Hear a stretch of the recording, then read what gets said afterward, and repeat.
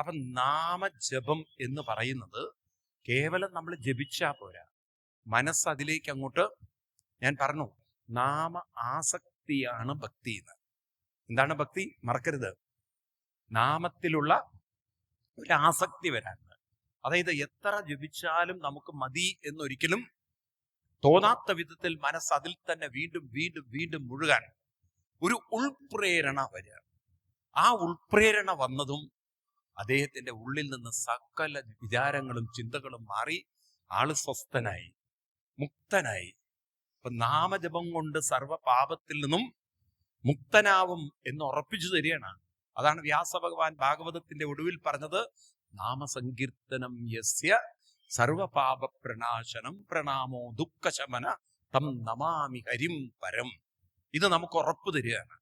അപ്പൊ നമ്മുടെ ജീവിതം എന്ന് പറയുന്നത് വെറുതെ ഇരുന്ന് ജപിച്ചാ പോരാ, ആ ജപത്തിൽ അത്രയും ആഴണം, വാഴണം, അതിലേക്ക് അങ്ങോട്ട് മുഴുകിച്ചേരണം. അങ്ങനെ ആർക്ക് സാധിക്കുന്നുണ്ടോ, സകല പാപത്തിൽ നിന്നും ദുഃഖത്തിൽ നിന്നും അവർക്ക് മുക്തരായി തീരാൻ സാധിക്കും.